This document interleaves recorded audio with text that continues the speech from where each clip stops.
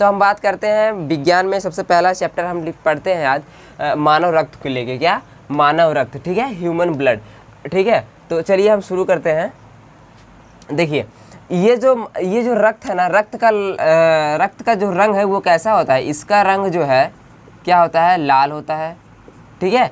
अब हम पहले इसके पॉइंट की बात करते हैं। इसका जो पहला पॉइंट निकल के आता है, ये जो रक्त इसका लाल होता है, ये होता है हीमोग्लोबिन के कारण। किसके कारण, हीमोग्लोबिन की उपस्थिति के कारण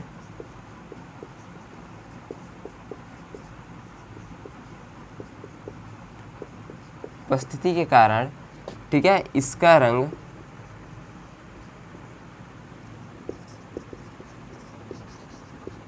रंग क्या होता है, लाल होता है, ठीक है। अब पहला क्वेश्चन आपका कंप्लीट होता है। यहाँ पे ऐसा पूछा जाता है कि किस तत्व के कारण या किस तत्व की अधिकता के कारण हमारा ब्लड जो है लाल होता है, किसके कारण, हीमोग्लोबिन के कारण, ठीक है। अब देखिए, अब ये आपका डाउट क्लियर होता है। अब हम चलते हैं कि जो मानव रक्त होता है ना, मानव शरीर के, जो मानव का शरीर होता है, मानव शरीर का जो भी भार होगा, देखिए मानव शरीर के भार का 7%, मानव शरीर के भार का 7% क्या होता है, रक्त पाया जाता है। क्या होता है, रक्त पाया जाता है, ठीक है। सपोज दैट किसी भी मानव का अगर उसका वेट 50 केजी है, ठीक है, उस 50 केजी भार का 7% अगर हम निकालते हैं तो उतना हमारा क्या पाया जाता है, रक्त पाया जाता है, ठीक है।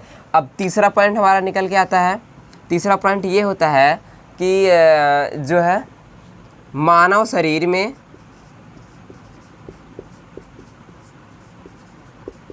मानव शरीर में 5 से 6 लीटर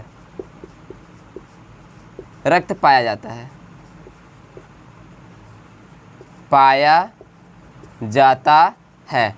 ठीक है। मानव शरीर में 5 से 6 लीटर क्या पाया जाता है, रक्त पाया जाता है। जो भी 5 से 6 लीटर रक्त होगा ना, वो शरीर के भार का कितना परसेंटेज होगा, वो 7% होगा। और ये लाल होता है, क्यों लाल होता है, क्योंकि इसमें हीमोग्लोबिन की अधिकता होती है, ठीक है। अब आगे चलते हैं।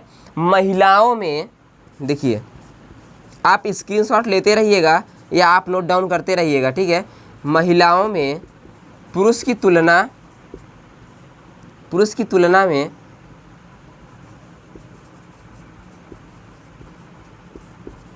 की तुलना में 1/2 लीटर रक्त कम पाया जाता है,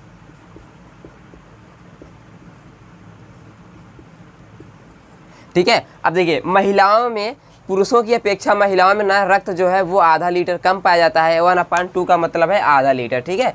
0.5 लीटर भी हम इसे क्या कह सकते हैं, लिख सकते हैं। हमारे ऑप्शन में 1/2 आ सकता है या 0.5 लीटर भी आ सकता है। तो कहने का मतलब, जैसे अगर किसी पुरुष में, अगर हम पुरुष की बात करें, 5 से 6 लीटर रक्त पाया जाता है, ठीक है। अब उसकी अपेक्षा, पुरुष की अपेक्षा महिलाओं में आधा लीटर रक्त कम पाया जाता है, ठीक है। नियर अबाउट 4.5 से 5 लीटर के आसपास, या 5 से 5.5 लीटर के आसपास, ठीक है। ये इतना क्लियर होता है कि हीमोग्लोबिन की उपस्थिति के कारण रक्त हमारा लाल होता है। मानव शरीर के भार का 7% रक्त पाया जाता है, और मानव शरीर में 5 से 6 लीटर रक्त पाया जाता है, और महिलाओं में पुरुष की तुलना में आधा लीटर रक्त क्या पाया जाता है, कम पाया जाता है, ठीक है। ये इतने 4 डाउट हमारे क्लियर होते हैं। अब हमारा पाँचवा आता है कि इसका पीएच मान, रक्त का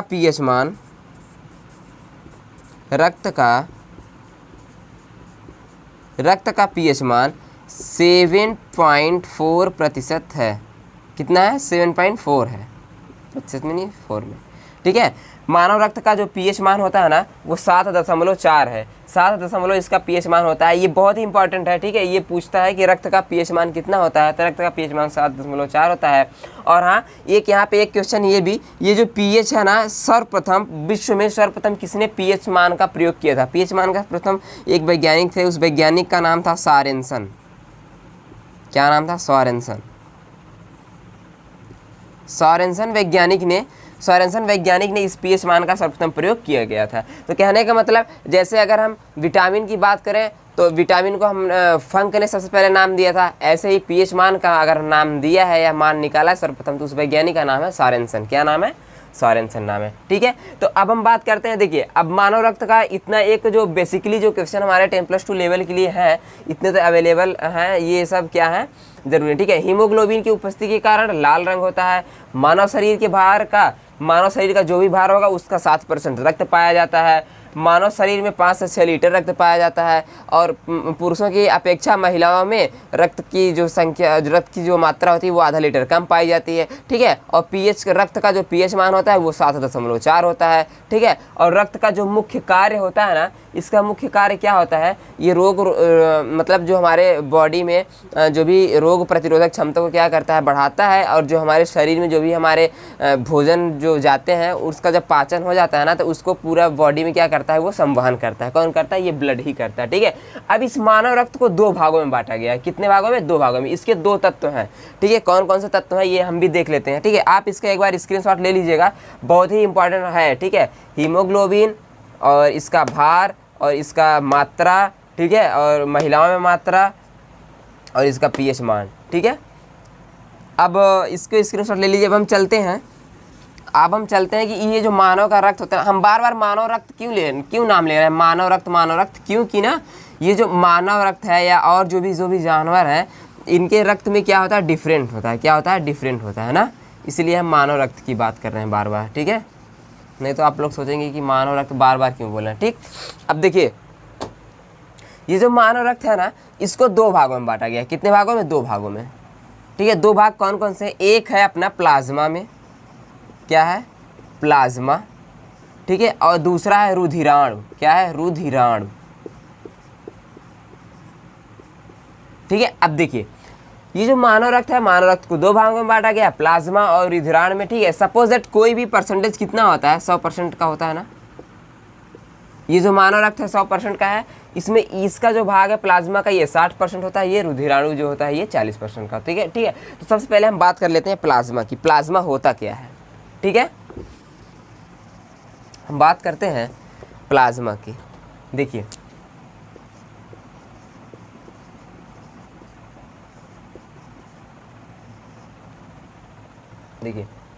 ये जो प्लाज्मा है ना, सबसे पहले हम बात करते हैं, ये जो प्लाज्मा है, प्लाज्मा मानव रक्त का, इस रक्त का 60% है।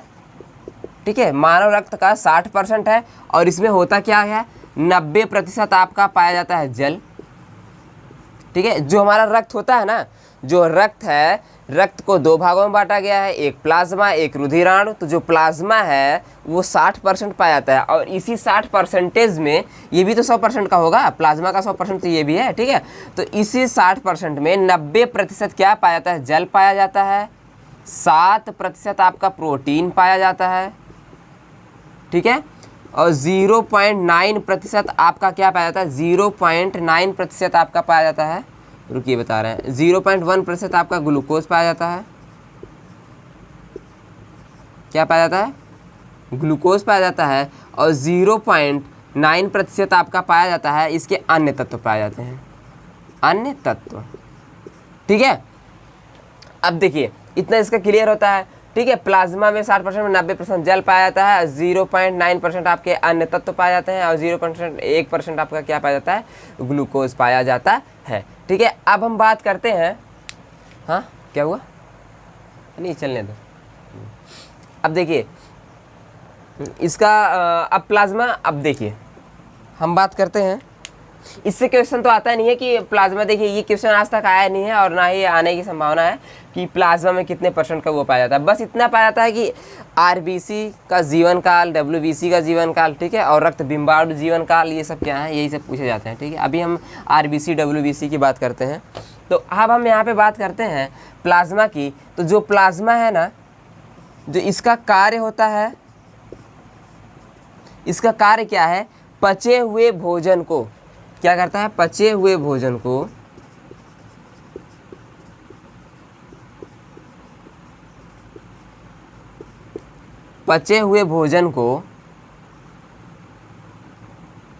क्या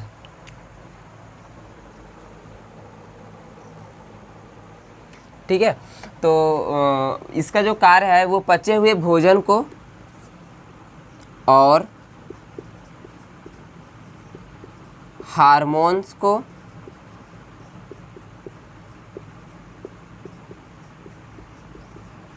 पूरे शरीर में क्या कराता है, संवहन कराता है, संवहन कराता है। बस मेरे कहने का मतलब ये है ना, देखिए अब क्या है, ये जो प्लाज्मा का कार्य है ना, प्लाज्मा का कार्य है पचे हुए भोजन को और हार्मोन को पूरे शरीर में संवहन कराता है। क्या कराता है, संवहन कराता है, ठीक है। अच्छा, ये जो प्लाज्मा है, इसी प्लाज्मा में एक प्रोटीन पाया जाता है, उस प्रोटीन का नाम है, देखिए एक प्रोटीन पाया जाता है, उस प्रोटीन का नाम है फाइब्रिनोजेन।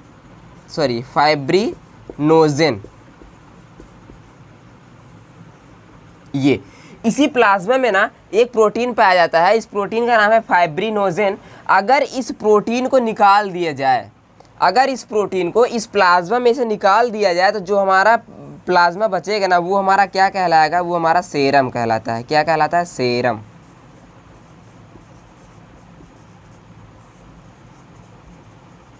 ठीक है। क्वेश्चन आता है कि कौन से प्रोटीन निकालने से हमको सेरम प्राप्त होता है, तो प्लाज्मा में से अगर हम फाइब्रिनोजिन प्रोटीन नामक को निकाल देते हैं तो हमारा क्या कहलाता है, सेरम कहलाता है। ठीक है।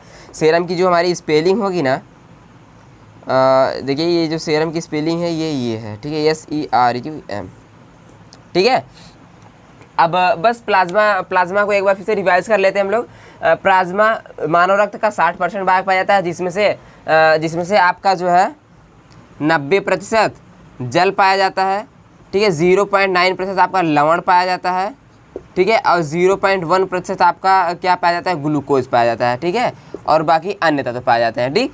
और इसी में इस प्लाज्मा का मुख्य कार्य ये होता है, पचे हुए भोजन और हार्मोन को पूरे शरीर में संवहन कराता है। ठीक है। और इसी प्लाज्मा में एक प्रोटीन पाया जाता है, उस प्रोटीन का नाम है फाइब्रिनोजेन। अगर इस फाइब्रिनोजेन को हम निकाल देते हैं तो हमारा सेरम कहलाता है। ठीक है। कहने का मतलब प्लाज्मा और सेरम एक ही है, लेकिन उसी प्लाज्मा में से जो प्रोटीन है उसका नाम है फाइब्रिनोजेन। अगर उसको हम निकाल देते हैं तो हमारा क्या प्राप्त होता है, सेरम प्राप्त होता है। ठीक है। अब हम चलते हैं रुधिराण पे। अब हम चलते किस पे हैं, रुधिराण पे। ठीक है। रक्त को दो भागों में बांटा गया था ना, प्लाज्मा और रुधिराण। तो अब हम चलते हैं रुधिराण पे। रुधिराण का मतलब रुधिर, ये जो है ना, देखिए रुधिर के अणु, रुधिराणु मतलब रुधिर के अणु, ये हमारे होंगे। दूसरा जो हमारा था वो था रुधिराण। ठीक है। देखिए इस रुधिराण में ना हमारे कितने प्रकार होते हैं, 3 प्रकार होते हैं। पहला हमारा होता है RBC। ठीक। दूसरा हमारा होता है WBC। ये RBC WBC तो आप लोग सुने ही होंगे। ठीक है। आप लोगों ने काफ़ी क्वेश्चन भी सॉल्व किया होगा इसका। और इसका तीसरा आता है रक्त बिंबड़िका।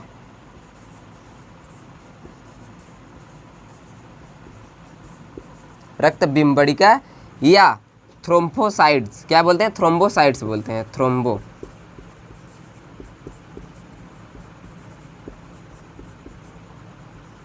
ये जो थ्रोम्बोसाइट्स है ना, इस थ्रोम्बोसाइट्स का मतलब ये है कि थ्रोम्बोसाइट्स का मतलब रक्त के थक्का बनने में सहायक होता है। रक्त का इसका कार्यकाल जो होता है वो 3 से 5 दिन होता है, 3 से 5 दिन कार्यकाल, 3 से 5 दिन तक जीवित रहता है। ये रक्त में ही खत्म हो जाता है। ठीक है। और ये थ्रोम्बोसाइट्स इसको कहते हैं। ठीक है। तो अब हम बात करते हैं रुधिराणु हमारा RBC है, WBC और रक्त बिंबड़िका 3 प्रकार के होते हैं। ठीक है। तो हम बात कर लेते हैं पहले RBC के बारे में। ठीक है। RBC का फुल नेम क्या है, इसका जीवन काल कितना होता है। ठीक है। और इसका रंग इसका लाल क्यों होता है RBC का। ठीक है। तो हम बात करते हैं RBC का। इसको हम बोलते हैं रेड। ठीक है। क्या बोलते हैं, रेड ब्लड कार्पुसेल्स, CELs। ठीक है। कार्पुसेल्स, इसको क्या बोलते हैं, लाल रक्त कण। क्या बोलते हैं, लाल रक्त कणिका बोले या कण बोले। ठीक है। लाल रक्त कणिका है। ठीक है। अब हम आरबीसी की बात करते हैं। आरबीसी का फुल फॉर्म पूछता है, ठीक है। कभी आपको आरबीसी दे दिया जाएगा क्वेश्चन में कि आरबीसी क्या है, या आरबीसी का जीवन काल क्या होता है, ठीक है, या आरबीसी का मुख्य कार्य क्या होता है, या आपका लाल रक्त कणिका के नाम से दे दिया जाता है, ठीक है। आप दोनों को जानते रहिए, ठीक। तो अब हम बात करते हैं, देखिए इसका जो रंग होता है ना, इसका जो रंग होता है वो लाल होता है। लाल क्यों होता है? हीमोग्लोबिन के कारण होता है।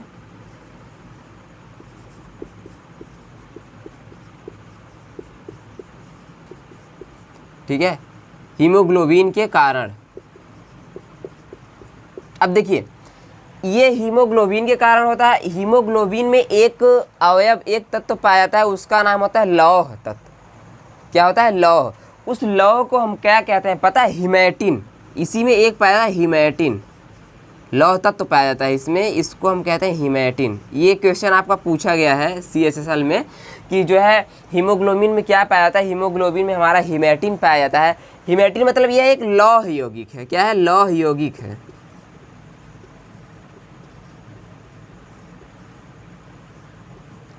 ठीक है, कहने का मतलब लौह की मात्रा, हमारे लाल रक्त में, हमारे रक्त में लौह की भी मात्रा होती है ना। जो लौह की मात्रा होती है ना उसको हम हीमैटिन कहते हैं। वो हीमैटिन ही है जिसको हम लौह कहते हैं। ठीक है, वो तत्व का नाम क्या है? हीमैटिन है। तो आप इसको याद करके रखिएगा। ठीक है, तो अब देखिए इसका जो जीवन काल होता है, नहीं हम लोग सीरियस चलते हैं ना, हम लोग सीरियस चलेंगे। इसका जो निर्माण होता है, आरबीसी का जो निर्माण होता है, ये निर्माण अस्थिमज्जा में होता है। कहाँ होता है? अस्थिमज्जा में। इसका निर्माण अस्थिमज्जा में होता है। अब देखिए अस्थिमज्जा में आप जानते ही हैं ये जो होता है ये अस्थिमज्जा कहलाता है। मतलब इस हड्डी के अंदर एक गैप सा होता है ना, एक गैप सा होता है। मैं एग्जांपल कह सकता हूँ, सपोज दैट आपका ये पेन है, ये आपका पेन है ना, पेन के अंदर एक वो है ना जो खोखला सा भाग है, बेलन का जो अंदर खोखला सा भाग, उसमें इंक भरा हुआ है। ठीक है, तो इसी इंक को ऐसे ही हमारा हड्डी जो होता है ना, इसी हड्डी के अंदर एक खोखला भाग होता है जहाँ पे ये हमारे रक्त आरबीसी और डब्ल्यूबीसी जो हमारे पाए जाते हैं, उसी अस्थिमज्जा में इसका क्या होता है? निर्माण होता है। ठीक है, उसी अस्थिमज्जा में इसका निर्माण होता है। और हाँ, एक बात याद रखिए, ये वयस्क में निर्माण होता है, वयस्क में। ठीक है, लेकिन अगर ये भ्रूण है, इसका निर्माण अगर हम भ्रूण की बात करें, आप लोग भ्रूण समझ रहे होंगे। भ्रूण का मतलब गर्भाशय में जब बच्चा होता है, बच्चा रहता है जब अंदर गर्भाशय में, तब वो भ्रूण होता है। तो उसमें जब निर्माण होता है ना, इसमें जो निर्माण होता है वो यकृत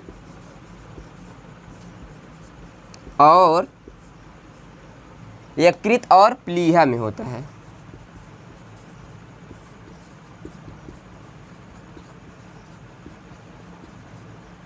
ठीक है, अगर वयस्क की बात करें, देखिए इस आरबीसी का निर्माण वयस्क में अस्थिमज्जा में होता है। और जब ये भ्रूण होते हैं ना, ये जब अपने माँ के अपने पेट में होते हैं, तो इनका जो इनके मतलब जो बच्चे होते हैं, जो भ्रूण वाले बच्चे होते हैं, जो गर्भाशय में होते हैं, ठीक है, तो जो अभी बाहर नहीं निकले होते हैं ना, उसमें क्या होता है? यकृत और प्लीहा में अस्थिमज्जा का निर्माण होता है।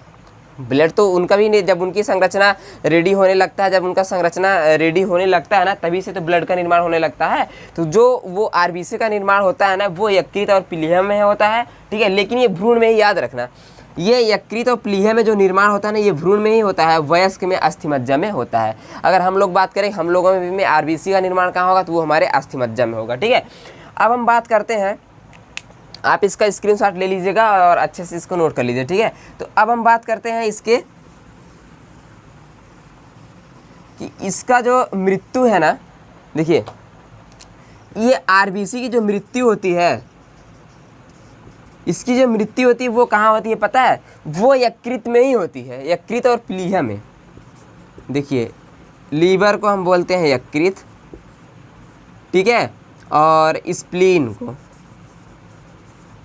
स्प्लीन को बोलते हैं हम प्लीहा। ठीक है, तो इसकी जो मृत्यु होती है यकृत और प्लीहा में होती है। इसको हम क्या बोलते हैं? आरबीसी का कब्र। क्या बोलते हैं? आरबीसी का कब्र। ठीक है, ये क्वेश्चन आया है बहुत कई बार आया हुआ है ये क्वेश्चन, बीएड के एंट्रेंस एग्जाम में भी आया है। अभी हम आज देख रहे थे 2013 के एंट्रेंस एग्जाम में आया था। और जितने भी प्रैक्टिस सेट है ना बीएड के एंट्रेंस एग्जाम में, सब में ब्लड से मानव रक्त से ना 1 या 2 क्वेश्चन पूछा गया है ना, वो एक्सपेक्टेड के रूप में रखे हुए हैं, प्रैक्टिस सेट में है। ठीक है, तो ये जो लीवर है ना, लीवर को यकृत बोलते हैं, स्प्लीन को प्लीहा बोलते हैं। तो कहने का मतलब जो आरबीसी का मृत्यु होता है ना, वो यकृत और प्लीहा में होता है। अर्थात आरबीसी का कब्र किसे कहते हैं? आरबीसी का कब्र हम यकृत या प्लीहा को कहते हैं। ठीक है, और इसका जो जीवन काल होता है ना, देखिए इसका जो जीवन काल होता है, आरबीसी का जो जीवन काल होता है, आरबीसी का जीवन काल 20 से 120 दिन होता है, जीवित रहता है। कहने का मतलब ये जीवन काल बहुत ही कई बार पूछा गया है कि जीवन काल, आरबीसी का जीवन काल कितना होता है? आरबीसी का जीवन काल 20 से 120 दिन होता है। ठीक है, अब देखिए, अब आरबीसी को एक बार फिर से हम लोग रिवाइज कर लेते हैं। ठीक है, जो हमारा आरबीसी होता है उसको लाल रक्त कण बोलते हैं। ठीक है, इसका जीवन काल 20 से 120 दिन होता है और यह अस्थिमज्जा में निर्माण होता है। वयस्क की अगर बात करें तो इसका निर्माण अस्थिमज्जा में होता है। अगर भ्रूण की बात करें, ठीक है, तो ये प्लीहा और यकृत में होता है। इसके कब्र को ही हम यकृत और प्लीहा भी कहते हैं।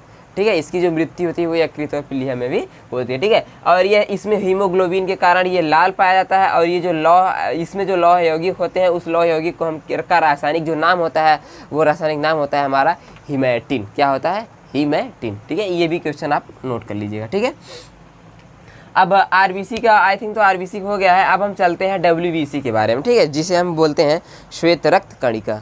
क्या बोलते हैं? श्वेत रक्त कणिका। ठीक है, और इसमें एक पॉइंट और छूट रहा है।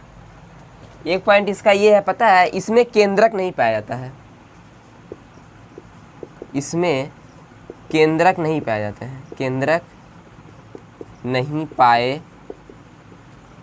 जाते हैं। जैसे जो हमारा सेल्स होता है, जो हमारा कोशिका होता है ना, कोशिका में यहाँ पे एक केंद्रक पाया जाता है और यहीं से ये लोग भी अपना विकास यहीं से करते हैं। अपना जो भोजन होता है ये यहीं से लेते हैं ना, ये कोशिका। तो इसमें ये जो केंद्रक होता है ना, इस आरबीसी में ना, आरबीसी में हमारा क्या होता है? केंद्रक नहीं होता है।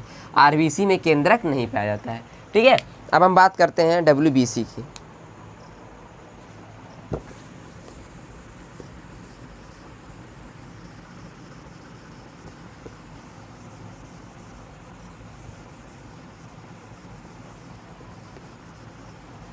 अब हम बात करते हैं डब्ल्यूबीसी की।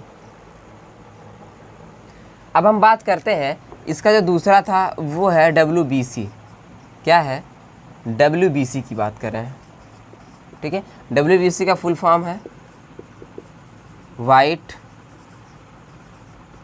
ब्लड और क्या है? कार्पो, CORPUSCLES। ठीक है, श्वेत रक्त कणिका, इसे बोलते हैं श्वेत रक्त कणिका। ठीक है, और इस डब्ल्यूबीसी का एक दूसरा नाम है ल्यूकोसाइट्स। क्या नाम है?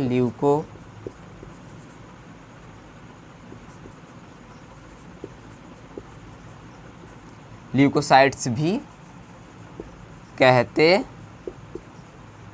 हैं। देखिए, ये जो डब्ल्यूबीसी है ना, डब्ल्यूबीसी को श्वेत रक्त कणिका बोलते हैं और इसको ल्यूकोसाइट्स भी कहते हैं। कहीं कहीं आपको एग्जाम में डब्ल्यूबीसी लिखा रहेगा, नहीं तो कहीं कहीं आपको ल्यूकोसाइट्स लिखा रहेगा। ठीक है, अब इसका नाम है ल्यूकोसाइट्स। अब हम बात करते हैं इसके निर्माण की। इसका जो निर्माण होता है ना, इसका जो निर्माण होता है, इसका निर्माण अस्थिमज्जा के साथ साथ, देखिए, इसका निर्माण अस्थिमज्जा के साथ साथ यकृत और प्लीहा में भी इसका निर्माण होता है। अब बताइए, उसी का आरबीसी का एकदम सेम अपोजिट है। आरबीसी का क्या है? यकृत और प्लीहा में उसका डेथ होता है, मृत्यु होता है, उसका कब्र कहलाता है। लेकिन यहाँ पे उसका जन्मदाता है, डब्ल्यूबीसी का जन्मदाता है। क्या है?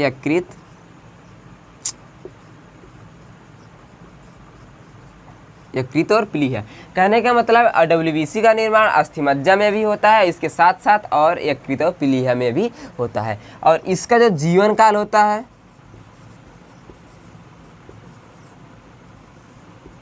ये जो जीवन काल होता है ना 2 से 4 दिन होता है। कितना? 2 से 4 दिन। इसकी मृत्यु ना, इसकी मृत्यु रक्त में ही होती है। किसमें? रक्त में ही हो जाती है। कहने का मतलब आरबीसी का मृत्यु यकृत और प्लीहा में होता है, ठीक है, लेकिन इस डब्ल्यूबीसी का मृत्यु किस में हो जाता है? रक्त में ही हो जाता है, ठीक है। वो अपने संचरण, वो जब संवहन करता रहता है उसी में होता रहता है, और ये नया निर्माण, मतलब इसकी मृत्यु होती रहती है, इसका निर्माण होता रहता है। 2 से 4 दिन तक इसका जीवन काल होता है। ये क्वेश्चन पूछता है डब्ल्यूबीसी का जीवन काल कितना है? 2 से 4 दिन है। तो कन्फ्यूजन की बात नहीं है, आपको कन्फ्यूजन नहीं होना है, ठीक है। आरबीसी का जीवन काल 20 से 120 दिन और डब्ल्यूबीसी का जीवन काल 2 से 4 दिन, ठीक है। आरबीसी का जो मृत्यु होता है वो प्लीहा यकृत में होता है, और इसका जो मृत्यु, डब्ल्यूबीसी का जो मृत्यु होता है वो होता है रक्त में ही इसकी मृत्यु हो जाती है, ठीक है। अब हम बात कर लेते हैं। अब देखिए, ये जो डब्ल्यूबीसी है ना, इसका मुख्य कार्य क्या है? हमारे बॉडी में डब्ल्यूबीसी का होना बहुत ही आवश्यक है। इसका जो मुख्य कार्य है, ये क्या करता है? हमारे शरीर के रोग प्रतिरोधक क्षमता को बढ़ाता है, ठीक है। शरीर के रोग प्रतिरोधक क्षमता को बढ़ाता है, ठीक है। ये शरीर के रोग प्रतिरोधक क्षमता को बढ़ाता है, और इसका जो निर्माण होता है ना, ये 60% से 70% तक यह बना होता है। 60% से 70% तक यह बना होता है न्यूट्रीफेल्स का। किसका? न्यूट्रीफेस का। न्यूट्रीफेस देखिए, मैं अच्छे से लिख दे रहा हूँ।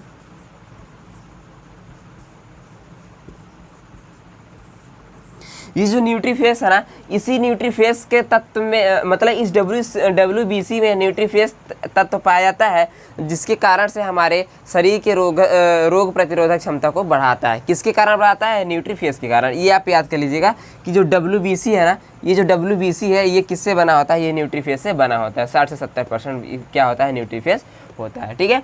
तो आपका डब्ल्यूबीसी कंप्लीट होता है। अब आता है लास्ट है, जो हम बोलते हैं रक्त बिम्बड़िका, जिसे हम बोलते हैं थ्रोम्बोसाइट्स बोले थे ना, थ्रोम्बोसाइट्स।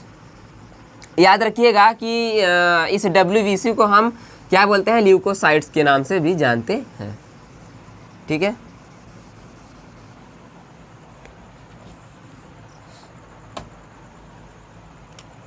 अब है हमारा तीसरा जो है वो है रक्त बिम्बड़िका। रक्त बिम्बड़िका या थ्रोम्बोसाइट्स।